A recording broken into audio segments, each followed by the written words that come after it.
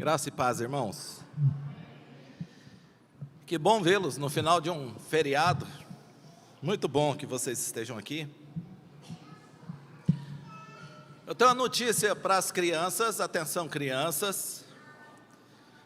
Não sei se você trouxe a sua identidade, mas a salinha é para crianças até 10 anos. Então, somente crianças até 10 anos devem subir para a salinha. As outras crianças, queridas crianças que já estão entrando na adolescência, devem ficar aqui dentro e ouvir o pastor. Obrigado, obrigado.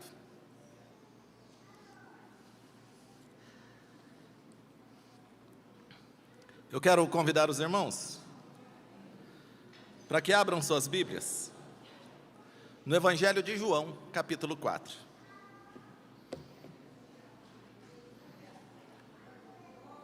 Evangelho de João, capítulo 4.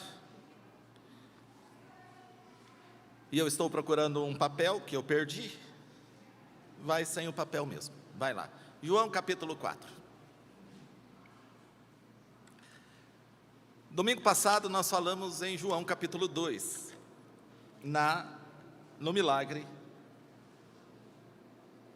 onde Jesus transforma água em vinho. Eu quero lembrar os irmãos que não devem, de maneira alguma, procurar justificar seus pecados com versículos bíblicos. O fato de Jesus transformar a água em vinho não liberou ninguém para se embriagar. Continua sendo pecado. E se alguém pecou naquele casamento, você não precisa copiá-lo. Porque até crente, o ímpio já fazia isso naturalmente.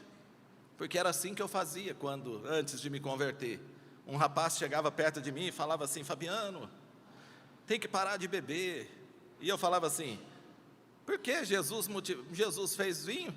É que ele queria que a gente bebia mesmo, ele queria que a gente enchia a cara. Não, ele não queria que a gente enchia a cara. Não usa essa desculpa, não tenha essa cara de pau. Não seja tão descarado, tão sem vergonha, para usar um versículo desse para justificar a sua cachaça. Tá? A vida exige de nós equilíbrio em todas as áreas. E se você não tem equilíbrio, você precisa andar o mais longe possível disso. Inclusive, alguns irmãos deveriam evitar o corredor de bebida do mercado, porque mexe com a tua paixão. Teu coração dispara, você começa a imaginar o que você faria. Evita. Não tem controle, evita, irmãos. Evita. Agora, é óbvio também, não tem controle para pedir uma pizza, não peça. Porque comer 8 pedaços também é pecado. Ah, pastor, mas eu aguento. A vida não é sobre o que a gente aguenta, a vida é sobre o que a gente necessita. A glutonaria também é pecado, e escutem isso de um obeso. Eu sou obeso grau 1. Agora eu estou orgulhoso disso, porque eu descobri que eu sou grau 1. Tem até grau 3, grau 4, eu estou ainda ainda tenho esperança. Mas, gente, por favor, não tenta justificar na Bíblia a sua falta de equilíbrio, a sua falta de controle. Não justifique, por favor. Eu acabo precisando lembrar disso, porque eu lembro que a primeira vez que eu preguei sobre esse texto na igreja, o coração da Sherry disparava, porque ela ficava preocupada com as mulheres que estavam ouvindo. E ouvir falar de vinho, as que vieram por problema de álcool, iam querer voltar a beber. Gente, você vai querer voltar a beber a vida inteira. O que a gente vai ter que aprender é falar não, porque a gente sabe que não tem controle para aquilo. Tenta diminuir o volume do meu microfone aí, Lucas, por favor.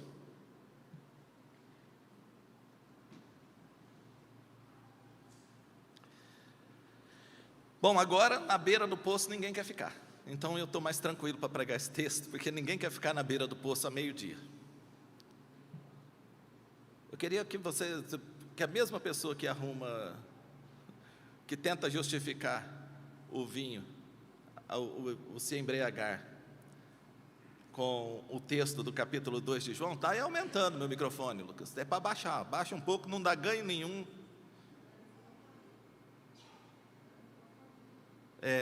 Ou desliga tudo que tem aqui em cima, deixa só esse microfone ligado.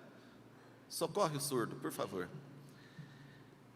Porque ninguém arruma agora uma desculpa para ficar à beira do poço ao meio-dia. Por que você está na beira do poço ao meio-dia? Não, porque a Bíblia falou que tinha uma mulher que ficava, então eu posso ficar também debaixo de um sol escaldante, ao meio-dia, na beira de um poço. Eu quero conversar sobre essa mulher com vocês nessa noite. Capítulo 4 do Evangelho de João.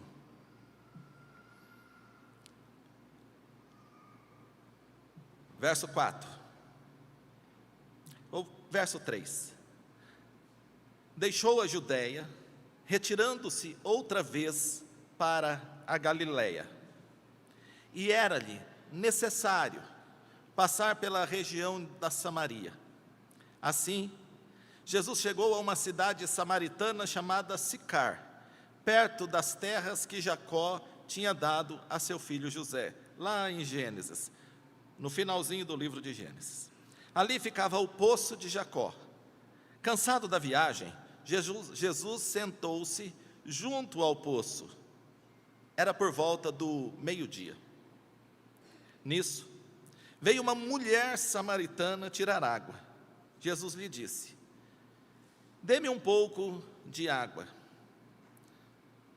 Verso 8 diz assim: porque os seus discípulos tinham ido à cidade comprar alimentos. Então entendam que Jesus está sozinho aqui. Então a mulher samaritana perguntou a Jesus: como sendo o Senhor um judeu, pede água a mim, que sou mulher samaritana? Ela disse isso porque os judeus não se dão com os samaritanos. Jesus respondeu: se você conhecesse o dom de Deus, e quem é esta lhe pedindo água para beber, você pediria a ele. Você pediria e ele lhe daria água viva. Guarda no seu coração: e quem é este? E quem é este? Tá bom? Então, nós vamos até aqui hoje. Se necessário, a gente continua no domingo que vem. Se não, nós vamos já para o final do capítulo 4 no domingo que vem. Irmãos, deixa eu me soltar aqui. Jesus vai sair de um estado, de uma região, para ir para uma outra região. Ele vai sair da Judéia e vai retornar para a Galiléia. O caminho mais curto, aquele que a Bíblia diz era-lhe necessário passar pela região de Samaria, ela mostra primeiro o necessário como uma questão mais lógica. É o caminho mais curto, não é o caminho preferido, porque um judeu extremamente conservador, ele não queria se expor ao risco de, passando por Samaria, se contaminar. Até porque eles consideravam os samaritanos impuros.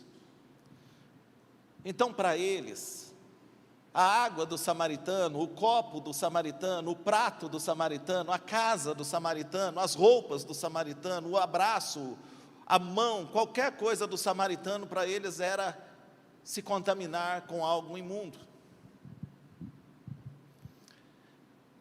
Sem contar que havia uma inimizade estabelecida.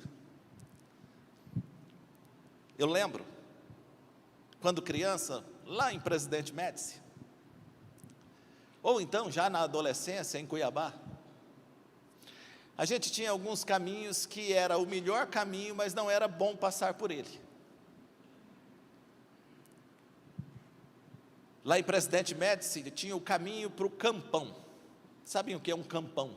É o campo da cidade, onde todo mundo joga bola, geralmente um campo de terra, sem um pedaço de grama. Nasce mato na beirada, mas no meio do campo não nasce, porque no meio do campo a gente joga bola. Mas o campão era meio que afastado do centro da cidade, ou da cidade, porque a cidade era só o centro. Mas na principal rua, na melhor rua para a gente chegar no campão, tinha um desses meninos que era revoltado da vida. E era engraçado que ele era pequenininho, mas ele era violento. E ele batia até nos grandes. Só que você nunca sabia com quem ele ia brigar, porque ele brigava com quem passava na rua. Daí, a gente dava uma volta para poder chegar no campão, para não correr o risco de passar por aquela rua e apanhar daquele menininho. Porque ele só era pequenininho. Mas, por exemplo, eu com 8 anos de idade, eu era maior do que ele, mas ele já tinha 15 quase. Então ele batia em todo mundo que passava lá. E eu não queria apanhar de um menino menor do que eu. E provavelmente não conseguiria correr mais do que ele. O que eu fazia? Aquele caminho era o melhor caminho, mas era um caminho que eu evitava. Se eu quisesse, e quero, porque pensei nisso agora, alguns caminhos, irmãos, pode ser evitado. Parece que piora a situação da gente, mas não piora não. Sabe, alguns caminhos que você sabe que pode ter conflito, que você sabe que pode ter problema, que você sabe que pode ser um caminho ruim para você, para que você vai insistir em passar por lá?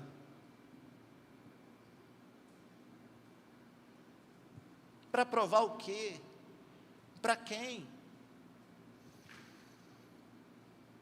Ah, mas é o melhor caminho.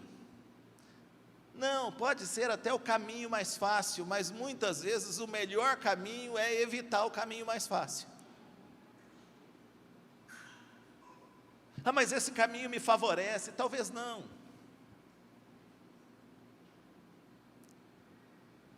Talvez valha a pena esperar mais um pouco.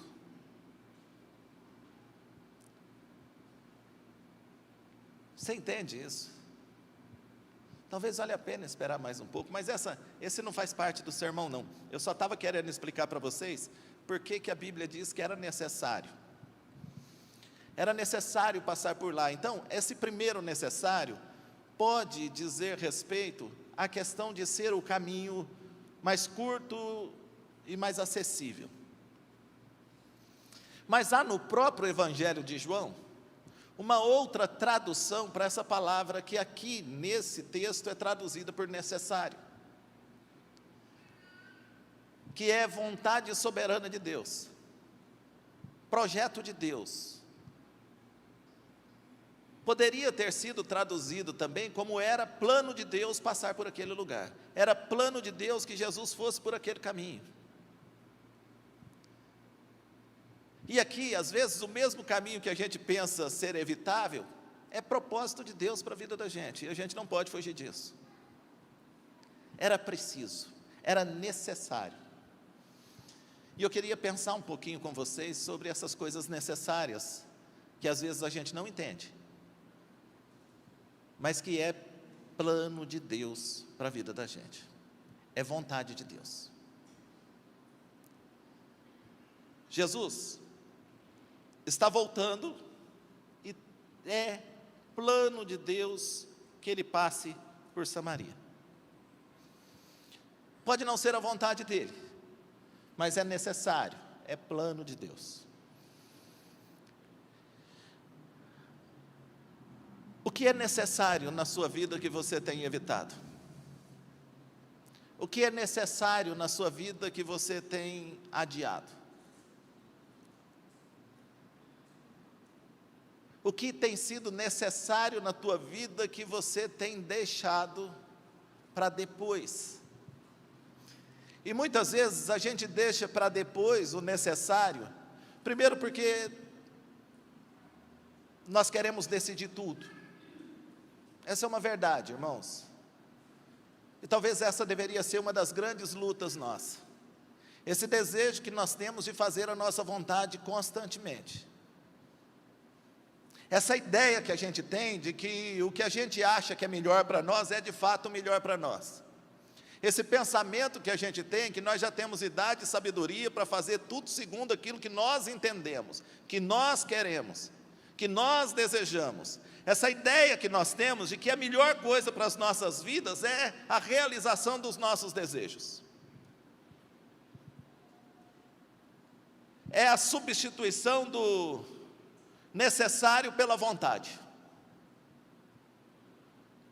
Para pensar um pouquinho e você vai descobrir que muitas vezes você tem trocado o necessário pela vontade. Aquilo que é necessário para a sua vida, aquilo que é necessário para que você mantenha a sua comunhão com Deus, aquilo que é necessário para que você se aproxime mais de Deus, aquilo que é necessário para que a sua vida tome um rumo, e um rumo que seja adequado à vontade de Deus e aquilo que você deseja.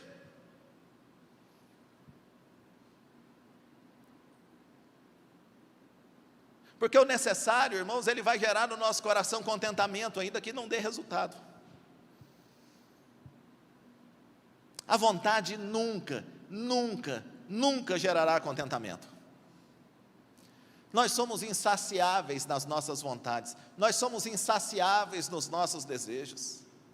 Não se iluda com a ideia de que você vai satisfazer os desejos do seu coração, que você vai satisfazer todas as vontades, que você vai realizar todos os seus sonhos. Isso é pernicioso, isso é venenoso, isso é morte. Porque eu e você somos insaciáveis. Dificilmente você vai encontrar alguém que vai dizer assim: eu não quero mais ganhar dinheiro, eu não quero mais melhorar o meu carro, eu não quero mais melhorar a minha casa, eu não quero mais viajar para canto nenhum. A gente está sempre desejando alguma coisa. Não tem problema você desejar, o problema é quando você abre mão de tudo que é necessário para realizar as suas vontades.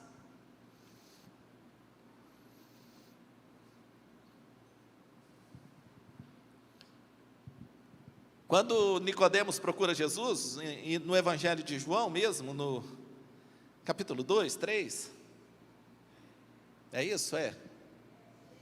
3, obrigado, a voz do além, do além Délia. Jesus vai falar para o Nicodemos que uma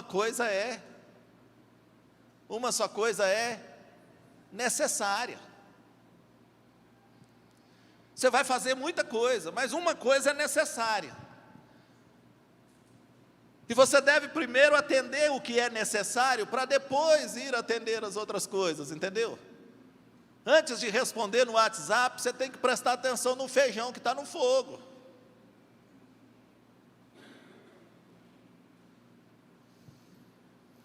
Uma coisa é necessária, uma só coisa, Nicodemos. O Nicodemos está... A gente que tem um mínimo de ansiedade, a gente sabe como é que é a questão do Nicodemos.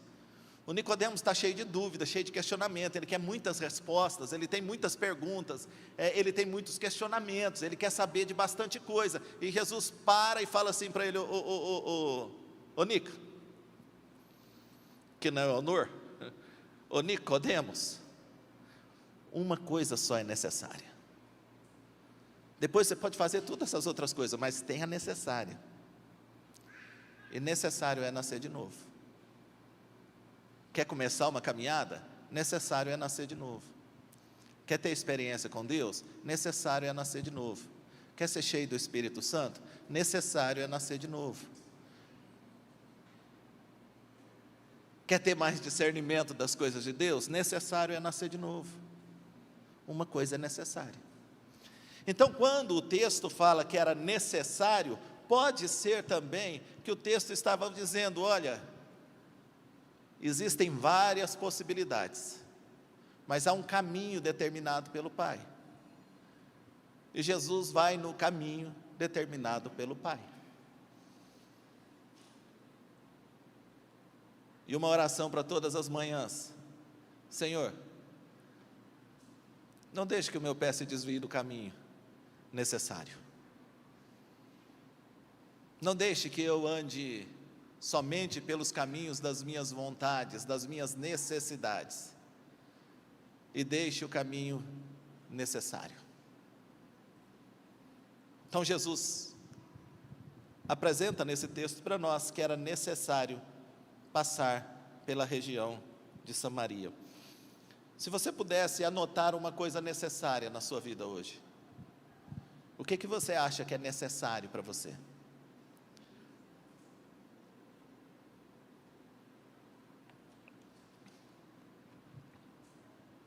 O que é necessário?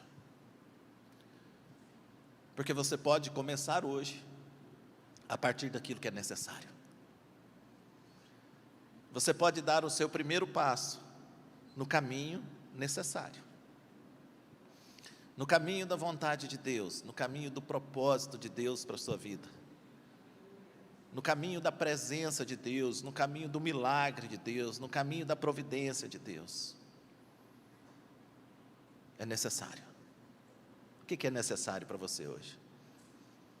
Talvez o que é necessário para você foi o que te trouxe aqui. Então esteja atento, com os ouvidos abertos. Porque quem sabe Deus fala para você que o que mais é necessário para você nessa noite é você saber fazer justamente aquilo que você já sabe que deve fazer, que você já ouviu que deve fazer, que você já aprendeu que deve fazer. Talvez você escute nessa noite que é necessário você fazer aquilo que você aprendeu hoje cedo na escola bíblica.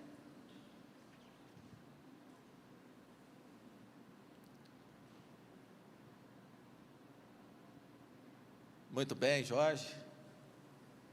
Aí, ó, diácono atento, um bichinho voou ali. Alguns irmãos desesperados poderiam pensar que era uma barata, fazer um escândalo, e a única coisa que era necessária era pegar o bichinho e jogar fora.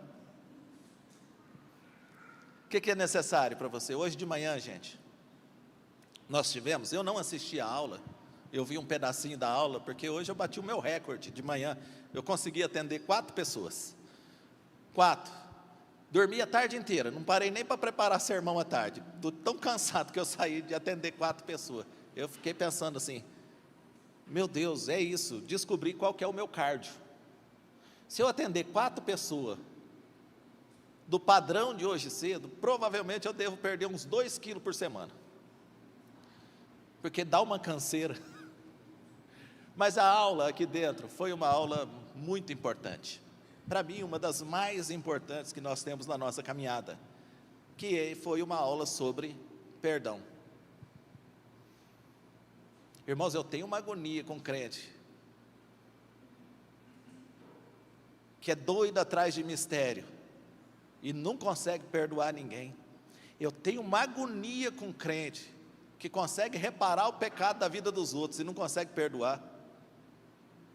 Eu tenho uma agonia com crente que sabe o que os outros fazem de errado, mas não consegue perdoar. Eu tenho agonia, sabe, me dá assim uma certa ojeriza. Porque você só pode ser crente, irmão, se você foi perdoado. E perdoado sem que você merecesse. E aí você pega aquele cesto cheio de coisa que você recebeu sem merecer e não tem coragem. Olha, você pega aquele, sabe o cesto da multiplicação dos pães? Você pega 12 cestos agora, cheio de pão, e não tem coragem de dar um pão para alguém, porque a pessoa não merece. Não, pastor, fulano não merece o meu perdão. Toma, não vou falar isso. Eu tenho mania de falar toma vergonha, gente, mas não é ofensivo, não. O toma vergonha fique constrangido, tá? É que toma vergonha soa forte, né? Parece que a pessoa é sem vergonha. Não, você não é sem vergonha, mas você precisa um pouquinho mais de vergonha diante de Deus, de se envergonhar diante de Deus, porque você recebeu sem merecer e não quer dividir. Você é um credor incompassivo, o cara que foi perdoado porque devia milhares e mandou para a cadeia o cara que devia 10. Mas nós tivemos uma aula dessa hoje. Deixa eu contar um segredo para você, irmão. Se você quer viver um mínimo de vida cristã, você tem que perdoar.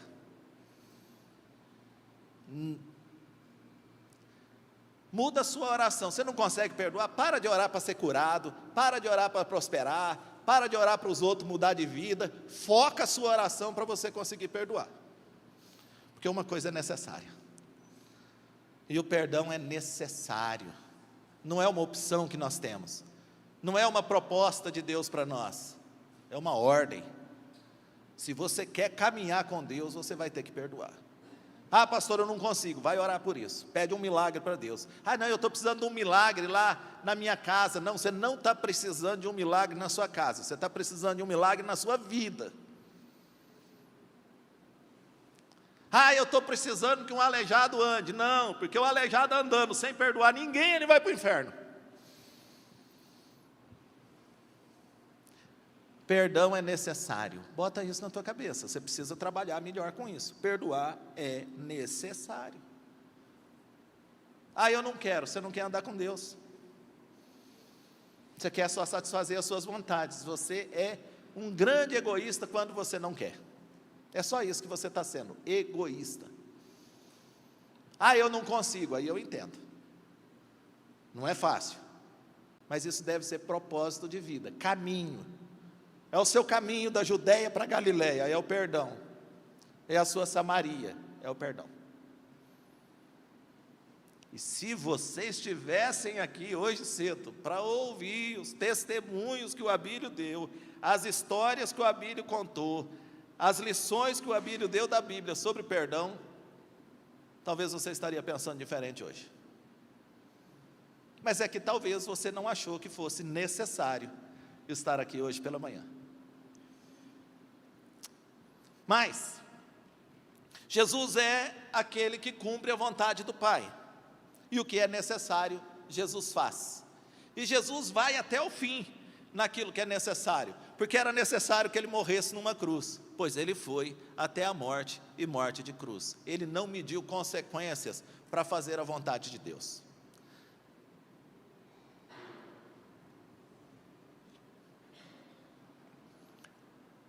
Necessário era passar pela região de Samaria. Assim, Jesus chegou numa cidade samaritana chamada Sicar, perto das terras que Jacó tinha dado a seu filho José. Ali ficava o poço de Jacó. Cansado da viagem, Jesus sentou-se junto ao poço. Essa é uma outra lição que eu gostaria de compartilhar com vocês. Pega essa do necessário e vai pensar nisso o resto da semana. E vai ver o que é necessário mesmo na sua vida. Uma outra lição que eu gostaria que nós aprendêssemos nessa noite, todos nós, é a respeito do cansaço. A respeito do cansaço. Preste atenção numa coisa. Jesus cansou. Jesus cansou, gente. Jesus chegou exausto naquele poço. Jesus cansou. Às vezes a gente cansa. Tem gente que acha que não pode cansar, que é incansável. Tem gente que tem até... Gente, deixa eu falar para você. Não, porque 10 anos que eu não tiro férias, conta isso como se fosse vantagem. Isso não é vantagem nenhuma. Não tem vantagem nenhuma, irmãos, não descansar. Não, porque eu acordo 6 horas da manhã, eu durmo meia-noite, eu sou assim todo dia, eu não paro hora nenhuma. Não tem vantagem nenhuma nisso, sinceramente, não tem vantagem nenhuma nisso. Isso só vai estourar uma hora. E vai estourar numa hora que não dá mais tempo de recuperar. Irmãos, o descanso é um culto.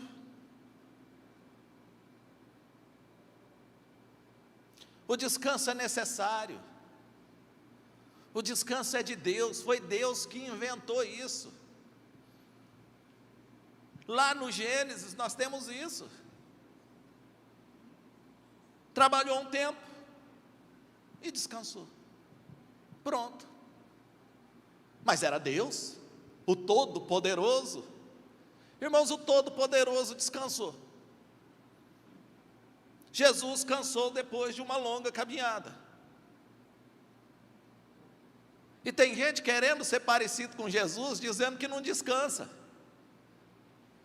Não, gente parecida com Jesus descansa. Gente parecida com Jesus dorme.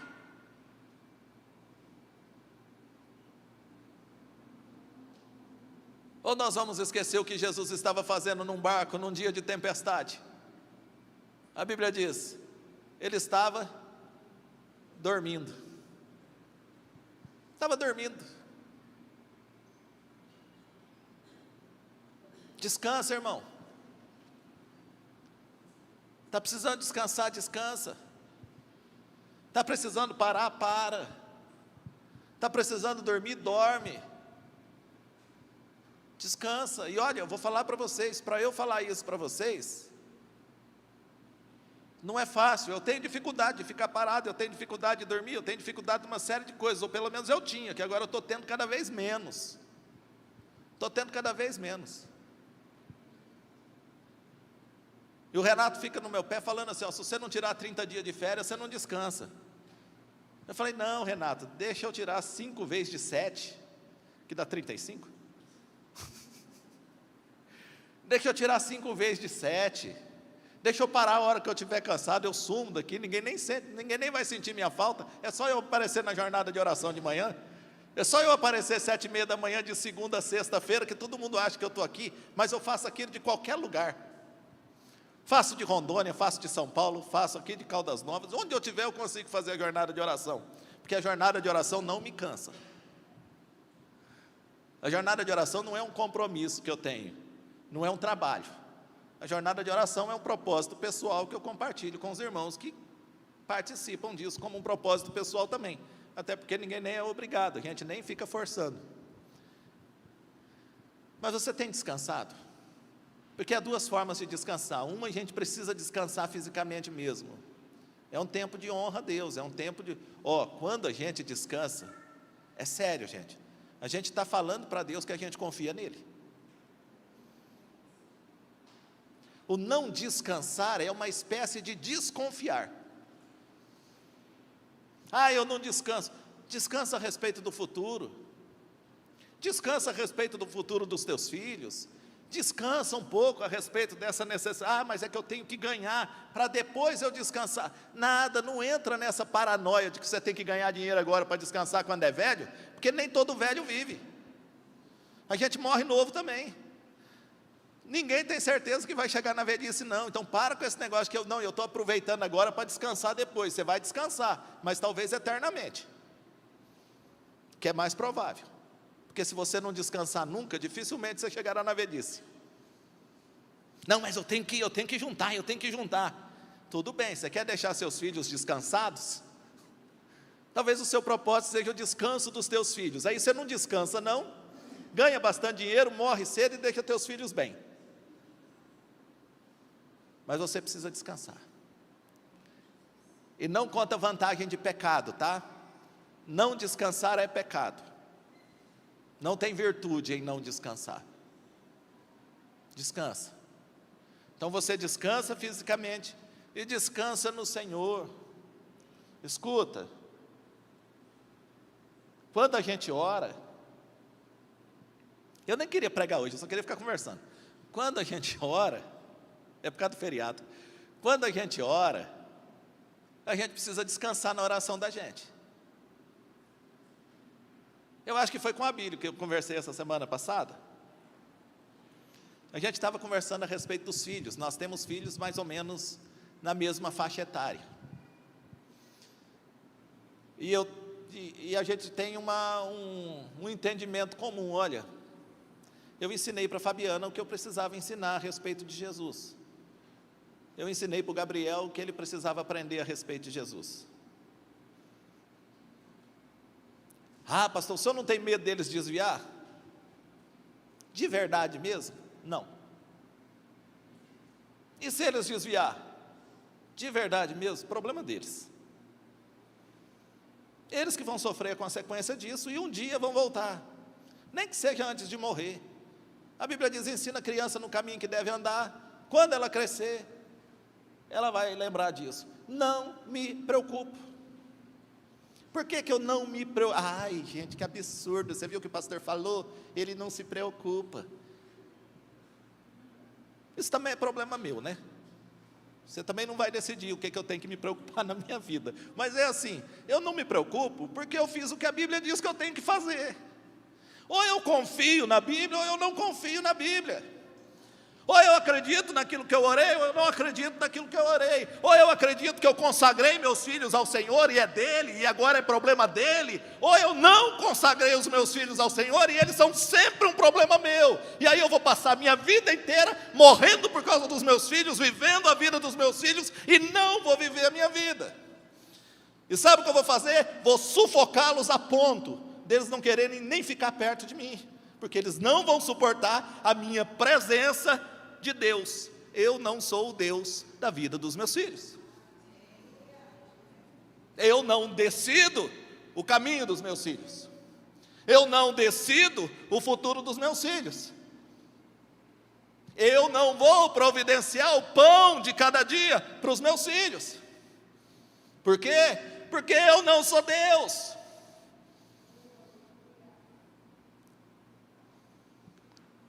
Ensina a criança no caminho.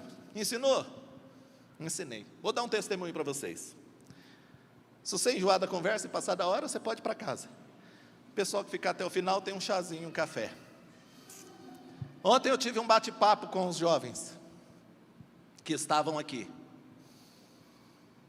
Onde é que você aprendeu? A ideia era, como é o começo do seu contato, da sua caminhada, da sua experiência com Deus. Tirando eu e o Dino, que viemos rodado no rio, e paramos numa curva de rio e descemos, o resto tudo aprendeu em casa. Tudo em casa. Aprendeu com a mãe, na maioria das vezes, até mais com a mãe do que com o pai, por causa da presença, ouvindo historinha, né? Teve uma até que ouviu a história do Daniel na fornalha. Ela confundiu o Daniel com o Sadraque, Mesaque e Abednego, botou o Daniel para pegar fogo e botou o Sadraque e Abednego para matar o leão. Foi uma festa. Mas assim, 90% deles, 99%, só tinha 2 exceções, eu e o Dino lá, é que aprenderam em casa. Aprenderam em casa. De todos os que estavam lá, 2 deu uma pisadinha lá fora.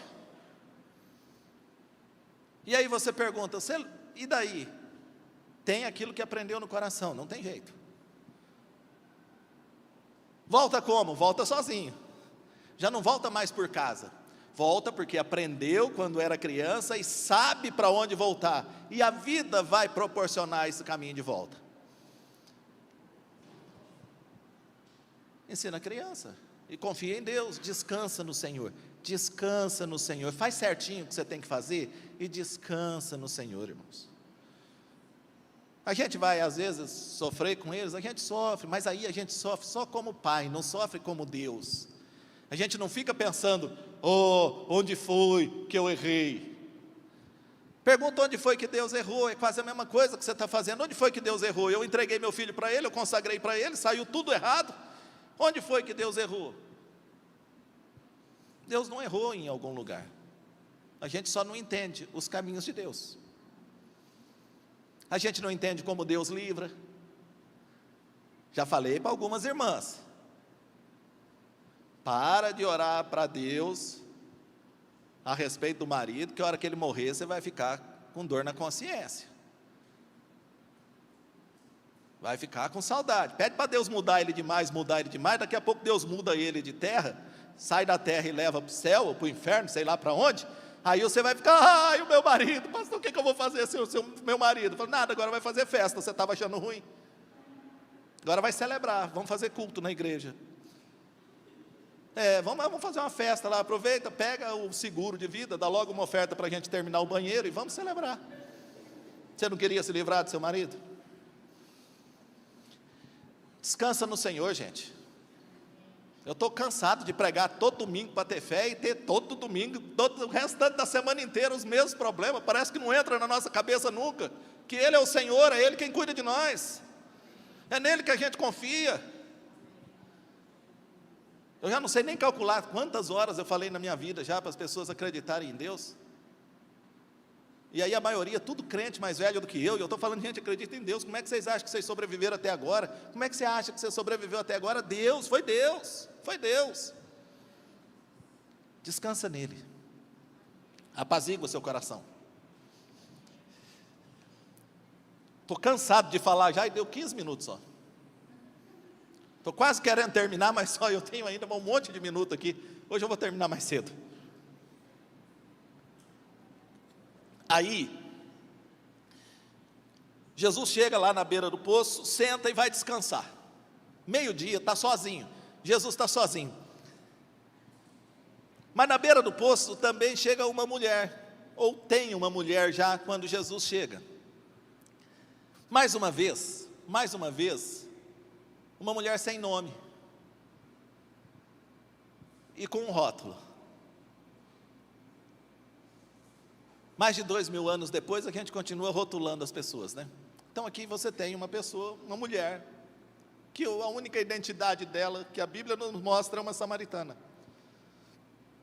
É uma venezuelana, que fica com cartaz, e que você fecha a janela com medo da venezuelana te assaltar. Ela tem 1,35 m, é uma senhorinha. Só que a mulher tentar, pelo menos gritar com você, ela já cai e desmaia. Ela não aguenta.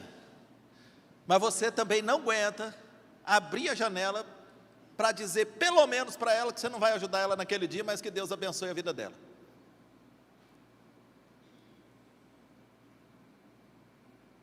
Gente, olha, confesso para os irmãos, eu acho que eu estou precisando de terapia. Tem algumas coisas que me agoniam muito, gente. Como é que a gente, crente, cristão, preocupado, ama, não oi a Israel, estão morrendo, aí a gente entra em crise, todo mundo em crise com Israel, todo mundo em crise com a Palestina, todo mundo em crise. E a venezuelana desconhecida ali não recebe um bom dia de um infeliz de um crente desse. Incapaz de abrir a janela para falar um bom dia para um necessitado. Nem para desejar que Deus abençoe a vida dele, ele mude aquele caminho.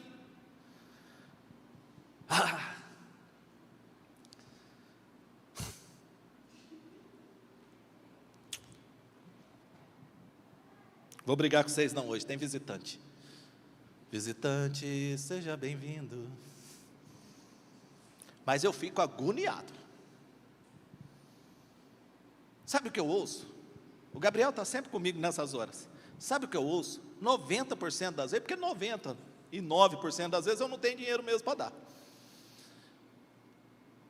Porque se você botar também um saco de moeda dentro do carro, no sexto sinal, você não tem mais nenhuma. Não tem moeda suficiente para todo mundo. As pessoas falam assim, muito obrigado, só por ter falado comigo. Deus abençoe você. Deus... Não, e tem uns ainda que abençoam, eu abro só para ele abençoar a minha vida. Nem sou eu que falo, não dá tempo nem de eu falar Deus abençoe para ele. Ele fala assim, que bom que o Senhor abriu a janela, olha, não tem problema, Deus abençoe você, Deus é seu filho, Deus abençoe seu filho, Deus abençoe sua esposa, Deus abençoe sua família, sua mãe. Eu paro um pouco, porque senão vai chegar lá nos meus tios.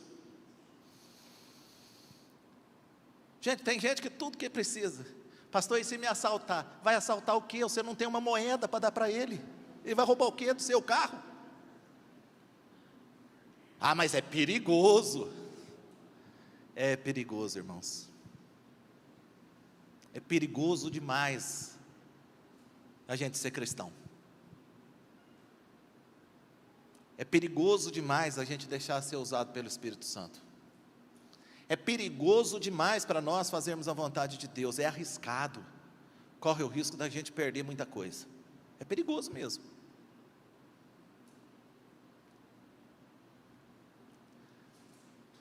E é perigoso eu não lembrar por que eu cheguei nesse assunto. Mas também não estou preocupado por que eu cheguei nesse assunto, eu estou preocupado com você. Com você. Que está preocupado com muita coisa e uma coisa só é necessária. Maria escolheu a melhor parte. Aí Jesus estava, não tem nada a ver, né? Jesus estava falando isso com Marta e Maria. Chegou para aquela mulher e pediu água. Pediu água para aquela mulher. Aquela mulher olhou para ele e disse assim: você não está muito bem não, né? Porque não tem lógica.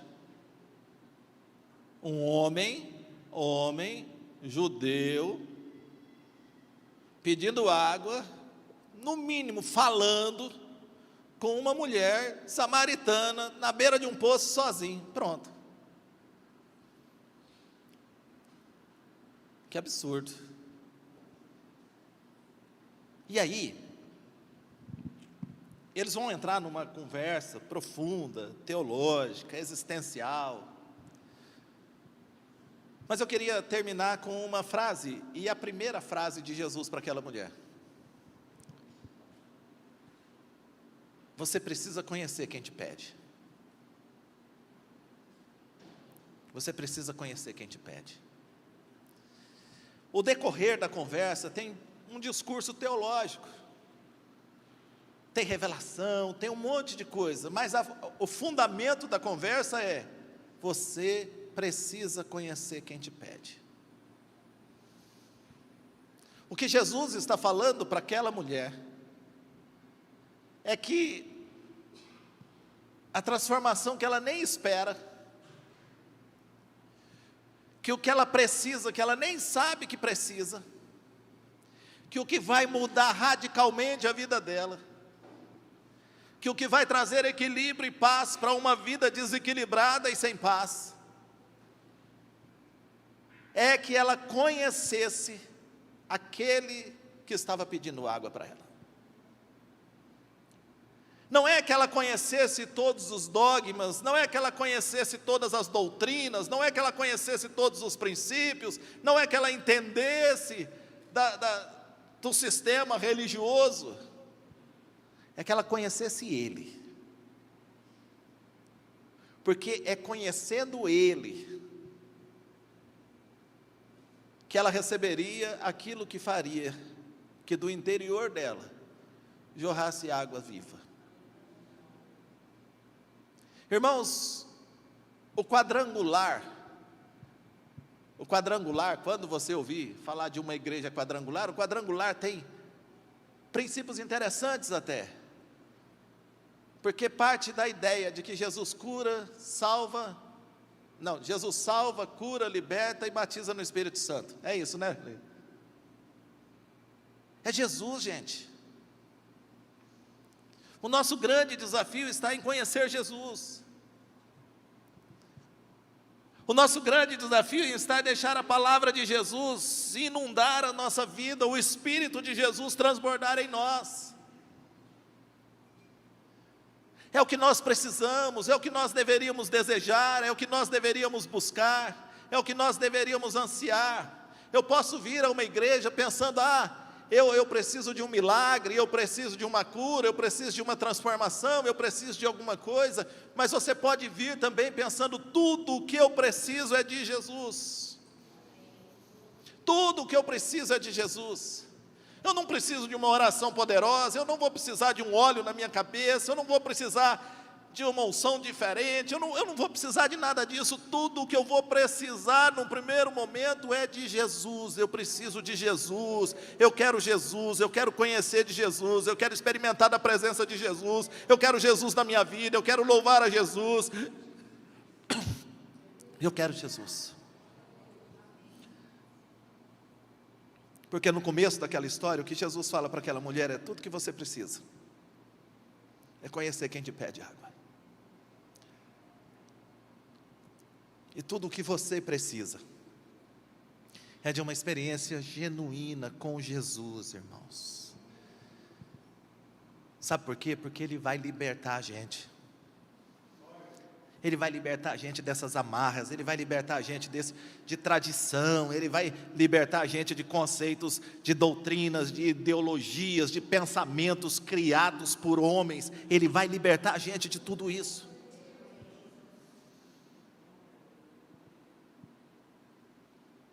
Jesus.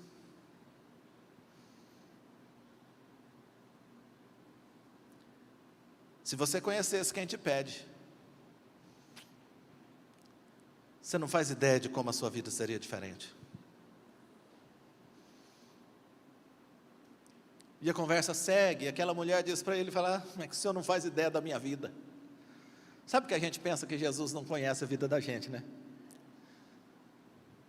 Aí quando Jesus começa a contar a vida daquela mulher para ela, da mesma forma que às vezes a palavra conta a tua vida aqui no púlpito, ela olha e fala assim, o senhor é diferente, porque o senhor sabe algumas coisas que eu tenho vergonha de contar para os outros.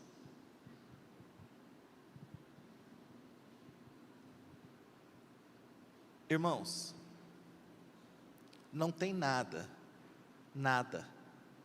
na nossa vida que Jesus não saiba. Às vezes a gente tem vergonha das pessoas, porque as pessoas não compreendem, mas você não precisa ter vergonha de Jesus.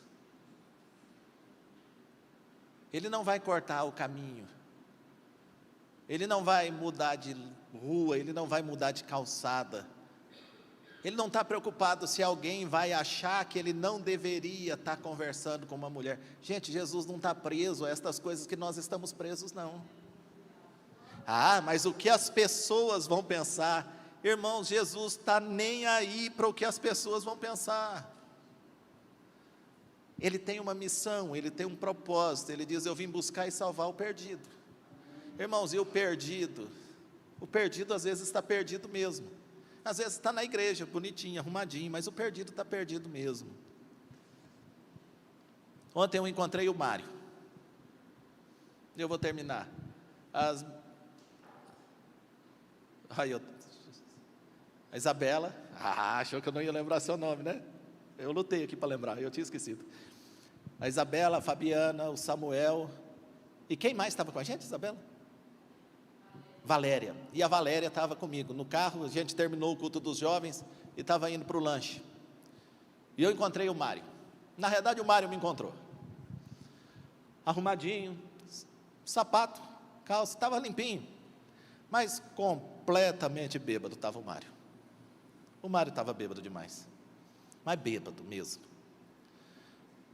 Tanto que eu levei pelo menos uns 2 minutos para descobrir o nome dele. Que eu não entendia se era Mário ou se era Márcio. Ele só conseguiu falar Mário quando ele forçou e falou bem alto o nome dele. Eu estava já dentro do carro, o Mário chegou para mim e falou assim, ei, dá R$1 para eu tomar uma cachaça? Eu falei, não tenho R$1. Se eu tivesse R$1, eu ia dar R$1 para ele, porque ele não mentiu para mim. É porque ele pediu mesmo para tomar uma cachaça. E R$1 não dá para tomar uma cachaça. Mas se ele juntasse. Aí eu falei, Mário, não, eu não tenho R$1. Então ele falou, não, porque eu queria me livrar da cachaça. Aí ele falava, mas eu sou muito fraco. Eu sou fraco demais, eu sou muito fraco. E eu ali parado, eu escuto, eu não saio correndo não. Aí ele falou assim, você ora por mim? Aí eu fiz igual a gente faz, né? Crente muito meia boca, muito sem vergonhazinho, eu fui. Eu falei para ele assim, vem aí amanhã que eu oro. Gente, o cara está me pedindo oração, eu estou transferindo para o outro dia. O que me custa eu orar por uma pessoa? Eu falei, vem aí amanhã que eu oro. Agora eu vou falar igual crente pentecostal. Na hora, eu senti no meu espírito, você está mandando vir orar amanhã, por que você não ora agora? Aí eu falei, como é que é teu nome? Aí eu descobri o nome do Mário. Eu falei, ô Mário, eu vou orar por você agora. Desliga o carro, desci do carro, fui lá. O Mário me fez lembrar muitos outros bêbados da minha vida. Grudou em mim na hora. Uma hora que eu desci, o Mário é desse tamanhozinho, Ele agarrou em mim que nem a Cássia agarra em mim daquele jeito. Filho, o Mário agarrou eu pelo meio, me abraçou e destampou a chorar. E aí eu orei pelo Mário, mas agarrado no Mário, eu estava assim, estava até gostoso. Orei pelo Mário. Ele falou, é que eu não tenho força. Eu falei, não, mas Deus vai te fortalecer, você vai se livrar disso. Ele falou, então tá bom. Entrei no carro. Sabe o que o Mário falou para mim? Hein, bebi, por que você não me dá uma carona? Eu falei, ô Mário, por que eu não te dou uma carona? E eu, sinceramente, eu fiquei sem resposta. Por que eu não dou uma carona para o Mário, gente? Aí eu perguntei para o Mário, falei, tá, mas você mora onde? Se for muito longe, eu não vou te levar, não. Também para não ser muito fácil, né? Já estava abraçado demais, né? Para ser muito fácil. Falei, aí, onde que é? Ele falou, não. Ele deu uma enrolada e conseguiu falar que era perto ali do parque de exposição, que aqui vocês chamam de outro nome. Pecuária. Ah, na pecuária. Falei, então eu vou te levar na pecuária. Mandei os meninos tudo para trás, correndo o risco de levar uma multa. Falei, entra aí, Mário. Mário sentou. A Fabiana e os meninos falaram que eles já não sabiam quem que eles não estavam aguentando. Se era eu falando com o Mário ou se era o Mário falando comigo. Ele bebeu e eu já fui conversando com ele. Chegando perto da Quinta Avenida, o Mário falou, ó, é bem perto da Praça da Bíblia. Eu falei, Mário, é na pecuária ou na Praça da Bíblia? Ele falou, não, no mercado, no Leves, bem ali no Leves, na Anhanguera. Eu falei, Mário, aí eu dei uma admiração, eu falei, Mário, eu tenho que falar para você, a pecuária é aqui, o Leves é lá, a Praça da Bíblia é lá, meu filho, para que lado você quer ir? Ele falou, não, eu vou dormir no hotel. Que eu trabalho no hotel, no Belezinho lá, não sei o nome do hotel. A Fabi sabia os endereços, tudo. Eu falei, Mário, você tem uma chance. Fala para mim onde é que você quer ficar. Aí nós decidimos que o Mário ia ficar no Leves. E ele ficou contente de ficar no Leves. Lá foi o Mário. E o Mário ficou lá no Leves.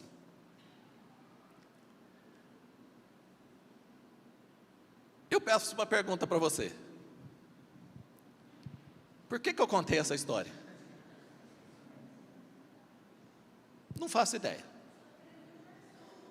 É porque eu acho que eu estava precisando contar para alguém a história do Mário, que estava sem rumo, e que eu não queria fazer, mas era necessário. Era necessário. Às vezes, irmãos, o necessário não é o que a gente quer, mas é o que Deus tem colocado diante da gente. Às vezes a gente vira as costas para os Mários da vida. Às vezes a gente vira as costas para as mulheres samaritanas da vida. Às vezes a gente vira as costas para Jesus, virando as costas para os Mários da vida. Lá no finalzinho, e eu termino de fato agora, chega um dia que diz que vai haver um convite. E é um convite muito ruim, que foi um convite feito para aqueles que faziam só por causa da religião. Eles pregavam em nome de Deus, em nome de Jesus, eles operavam milagres, eles cumpriam as regras direitinho, eles faziam tudo direitinho. Mas sabe qual foi o convite que eles receberam? Foi o apartai-vos de mim, porque eu não vos conheço. Mas teve um outro povo que recebeu um convite extremamente agradável, que foi: vinde a mim, amados do Pai, vinde, vamos celebrar. E aqueles que receberam esse convite, eles perguntaram para o Senhor: mas por quê? E a resposta foi: tive fome, me deste de comer, tive sede, me deste de beber, estava nu, me vestistes, eu estava preso, vocês foram me ver, eu estava doente, vocês foram me visitar. E aí eles perguntam assim: Mas quando foi que nós fizemos isso?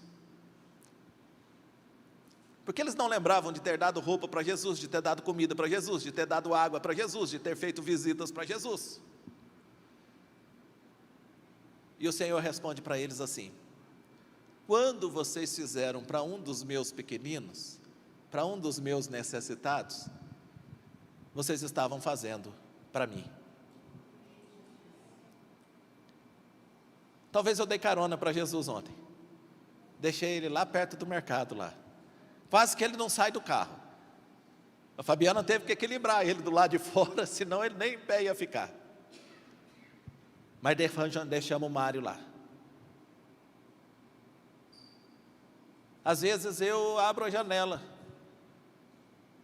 para aquela mulher venezuelana.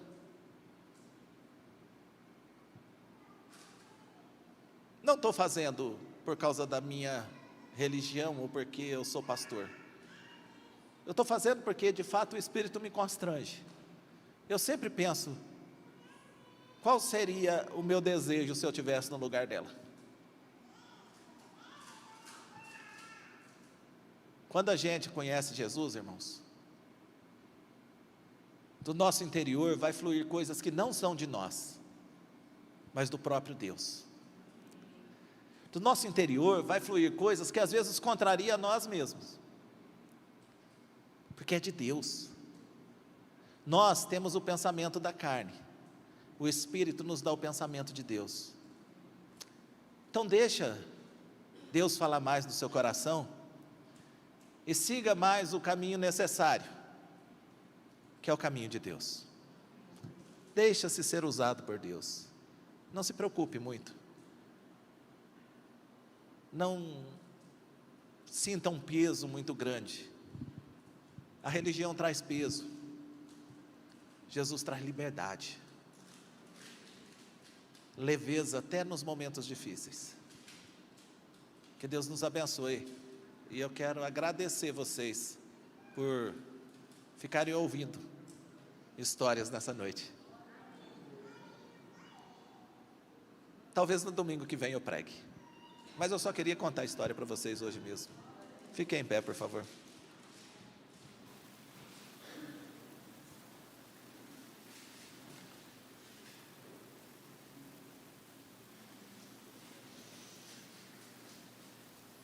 Eu ouvi uma pessoa esses dias e ela diz assim: ah não, eu não gosto de ir lá na igreja tal não, porque o pastor só fica falando dele, só das coisas boas. Eu falei, então vai lá na igreja, lá que eu só fico falando de mim também, mas geralmente é dos meus defeitos.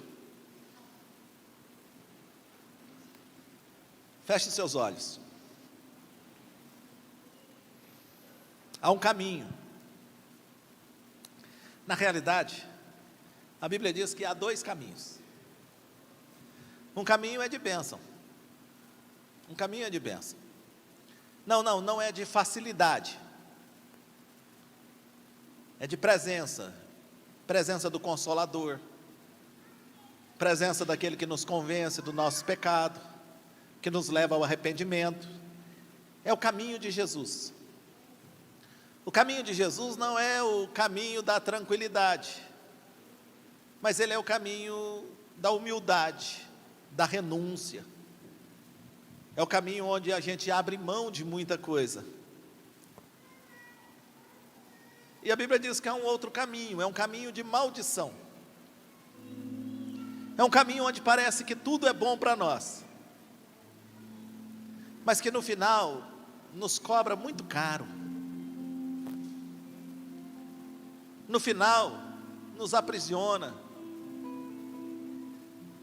coloca um peso sobre os nossos ombros. Às vezes o caminho da maldição parece mesmo o caminho da bênção, porque ele também passa por igreja, ele também passa por pregação, ele também passa por isso, mas ele é peso, é opressão, subjuga, humilha, persegue, acusa. O caminho da bênção é o caminho da libertação. Mas eu posso afirmar para vocês Dói muito ser liberto. Dói muito ser liberto. Dói muito ser liberto dos nossos desejos, ser liberto dos nossos pecados. Dói muito ser liberto das nossas vontades. Dói demais. Dói demais ser liberto do nosso jeito de ser, do nosso jeito de querer, do nosso jeito de pensar, para poder ter o jeito de Jesus, a cara de Jesus, a mão de Jesus, a fala de Jesus. Para poder ser parecido com Jesus, vai ter que mudar muita coisa na gente, mas esse é o caminho da bênção. No caminho da bênção às vezes tem muita dor, mas é dor para curar, gente. É a dor do curativo, é a dor do metiolate que ardia, é a dor. É a dor da agulha e da linha que costura para não deixar a ferida aberta.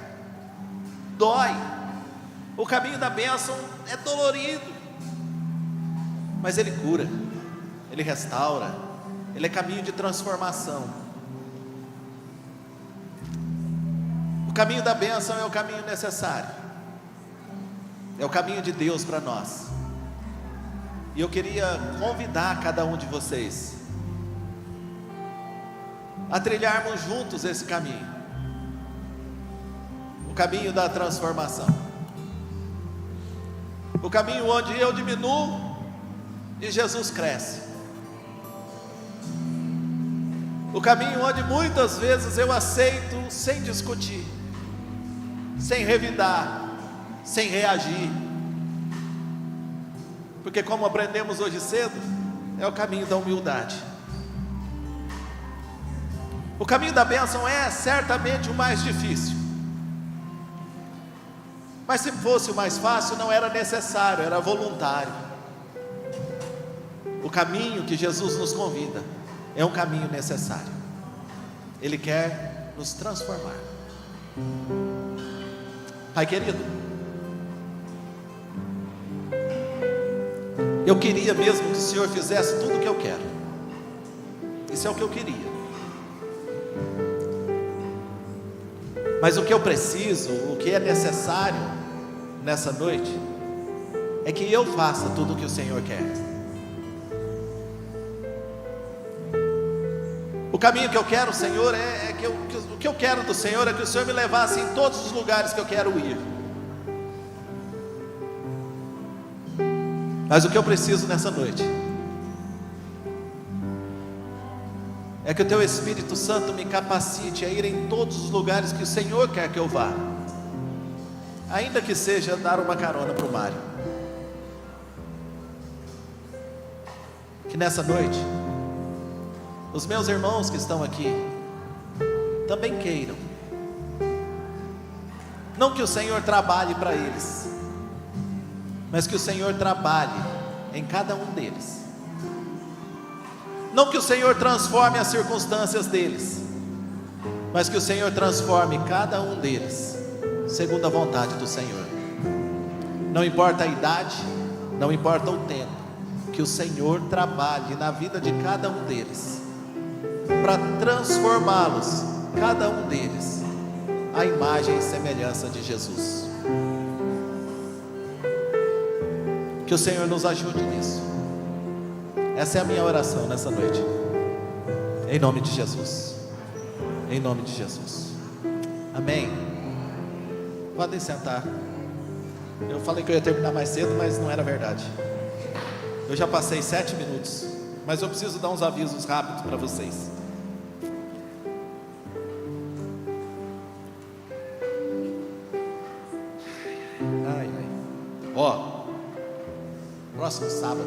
Próximo sábado, às 15 horas, nós temos muitos anos de vida, 60 mais, todos os irmãos com mais de 60 anos, nós temos uma programação especial para vocês, aqui na igreja, no próximo sábado, tá?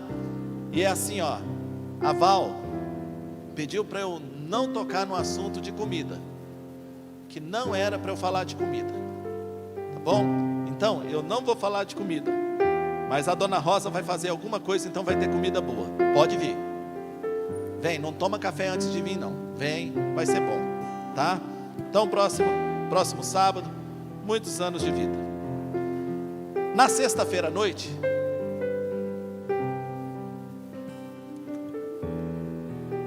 a Dona Rosa, o Lucas falou hoje cedo, a senhora acredita? Hoje cedo. Eu não ia contar não. Está lá escondido no escuro, está lá atrás, ó. O Lucas falou hoje cedo, para fazer a arte. Gente, o Projeto Esperança, para você que não sabe, o Projeto Esperança é assim, ó. Os irmãos, junto com a Dona Rosa e uma equipe, vem aqui para a igreja, prepara uma sopa, vai lá para frente do UGOL, na sexta-feira à noite, distribuir essa sopa, evangelizar, orar pelas pessoas que precisam. Então, é um trabalho muito bom, muito importante de ser feito, e você pode participar dele. Como é que você pode participar dele? Presta bastante atenção, que eu vou mandar a Dona Rosa ficar em pé. Se você não prestar atenção, você não vai ver, mas fica em pé, Dona Rosa. Ali, ó, bem ali, está a Dona Rosa. Você pode procurar a Dona Rosa, tá? Se você não conseguir encontrar a Dona Rosa, fica em pé, Carla, que a Carla está de verde hoje, vai ser fácil de ver. Procura a Carla, que é nossa secretária aqui na igreja, ou fala comigo que eu acho ela para vocês. Você pode ajudar com dinheiro, você pode ajudar comprando o que precisa para fazer a sopa, você pode ajudar vindo da carona para levar essa sopa lá, você pode ajudar indo lá, ajudar a distribuir a sopa, a orar, a treinar a sua capacidade, o seu desejo de evangelismo. Pronto, o gol, sexta-feira, a partir das 19h30. Fiz certinho, Dona Rosa? Obrigado. Próximo domingo. Hoje o Abílio falou sobre perdão. E no próximo domingo, nós vamos falar sobre um assunto que é uma coisa que todo mundo tem, que todo mundo sofre, e que a gente precisa entender um pouco melhor sobre isso, tá? Tentação. Eu quero falar com vocês sobre tentação no próximo domingo. Ah, pastor, eu não tenho. Eu poderia dizer para você que tentação é você querer tudo que você não precisa. Pense sobre isso. Quarta-feira nós temos uma pregadora especial na quarta-feira. Ela não veio hoje, né? Não veio hoje a pregadora de quarta. Ah, ela foi pregar, verdade. Nossa seminarista Raires, quarta-feira, gente, vocês não acreditam que quarta-feira passada tinha até cuscuz? Tinha cuscuz, tinha patê, tinha não sei o que. Isso tudo depois de uma palavra abençoada da Bia. Quarta-feira nós tivemos até a missão Resgate da Paz aqui, na quarta-feira. Amei, Adriana, mas fiquei contente mesmo. Se der, vão trazer essas meninas na quarta-feira, né, meu? Tudo falou, fala para Adriana trazer nós, Adriana, traz elas, traz elas. Quarta-feira, Outubro Rosa. E por último, eu não ia compartilhar com a igreja, mas eu vou compartilhar com a igreja, que parece que eu estou selecionando pessoas. Gente, esse livreto, que nem leva meu nome, eu escrevi os textos que estão dentro dele, é um cartão de Natal. Nós vamos produzir esse cartão de Natal para poder, no mês de dezembro, evangelizarmos, levar nos hospitais. Eu até falei, olha, o Nicandor, o ano passado, junto com a Ademar, levamos em hospitais, leva ali na fila do Hospital do Câncer, leva no trabalho da sopa. Então no mês de dezembro nós temos vários lugares onde nós podemos distribuir esse cartão. A produção desse cartão, quanto mais faz, mais barato fica. Por exemplo, se eu conseguir fazer 3.000, ao invés de 3, ele vai para 2,80. Então quanto mais eu consigo fazer, mais barato a gente consegue pagar. E a diferença, o nosso querido lá da gráfica manda tudo em livro. Ele sempre manda mais livro nesse caso do que eu peço. Se você quiser participar, é R$3 a unidade. Mas eu não estou falando para você comprar. Você não precisa comprar. eu te dou o livrinho. Nós vamos te dar o livrinho, nós vamos ter o livrinho aqui. O que você precisa fazer é patrocinar uma quantidade de livros para a gente poder distribuir. E como é que você faz isso? Com R$30 você faz isso, porque dá 10 livros, 12 livros, na maioria das vezes, ou mais, o que você quiser fazer, tá bom? Então, vou compartilhar com todo mundo da igreja, porque eu não estou vendendo esse livrinho do Natal, eu não estou interessado em vender esse livro não, eu estou interessado em distribuir.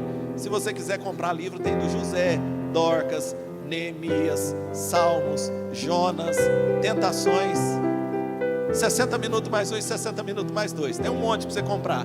O do Natal eu quero que você distribua, tá bom? Lembre de orar pela Bia e pelo Júlio. Eles ainda precisam de mantenedores. Com pouca coisa você pode abençoar aquele casal lá em Igaraçu. E uma das maiores bênçãos que geralmente a gente tem quando está indo para algum lugar é o interesse. Tenha pelo menos interesse em saber da causa, em orar por eles e abençoar a ida deles para Igaraçu. Fiquem em pé.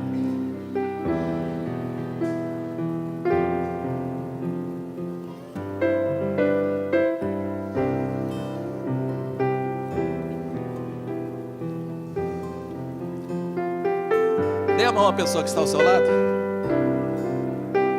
Eu esqueci de algum aviso? Não, né?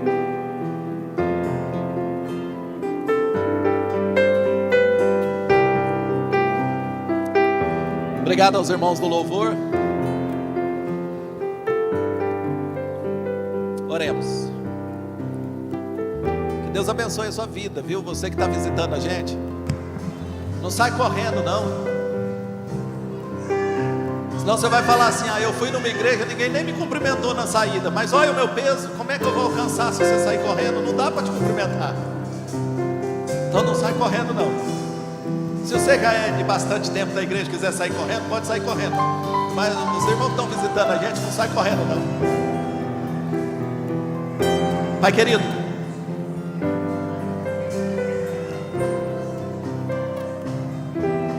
que o Senhor use essa palavra da maneira como o Senhor colocou ela no meu coração. Que o Senhor também trabalhe essa palavra no coração dos meus irmãos. Que o amor de Deus Pai, a graça salvadora de Jesus Cristo, a comunhão, a alegria, o poder do Espírito Santo de Deus seja com a vida de cada um de nós nesta semana.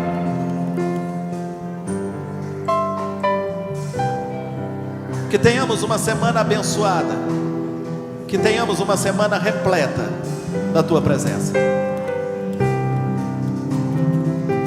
Que o Senhor abençoe cada um, em nome de Jesus. E todo o povo de Deus diga amém. Amém. Só um minutinho, não sai ainda não. Ô Silvio, vem cá. Ô Ludmila, vem cá um pouquinho, Ludmila. A Ludmila Carioca, que é do Maranhão. Gente, presta atenção aqui um pouquinho. Não acabou. Os irmãos esperem, por favor, que nós vamos orar. Aqui, Ludmila, corre aqui. No decorrer da semana, no decorrer do mês agora, nós vamos ouvir testemunho. Mas olha, tanto a Ludmila quanto o Silvio vinham numa batalha por um emprego. A gente vem orando, preocupado, né, Renato? Muitas vezes, preocupado com a situação, mas orando e colocando os irmãos em oração. A Ludmila na semana passada me procurou e pediu oração, dizendo: pastor, eu até achei que ela ia pedir oração por um emprego, mas ela falou: pastor, eu arrumei um emprego tão bom que eu acho que eu não sou capaz, ora para Deus me capacitar. E eu falei: que bênção, Ludmila. E na sexta-feira, 6 horas da manhã, eu acho que 5 para 6 da manhã, eu recebi uma mensagem do Silvio. A nomeação dele saiu na quarta para sexta, né? E o Silvio começa a trabalhar também essa semana. Irmãos, a alegria deles é a nossa alegria. Que Deus abençoe você. Que Deus abençoe você que está precisando, que tem buscado em Deus um milagre. Que você alcance o seu milagre também essa semana. Amém? Deus abençoe Silvio, Deus abençoe Ludmila. Deus abençoe. Valeu, gente. Deus abençoe vocês. Tem chá e café.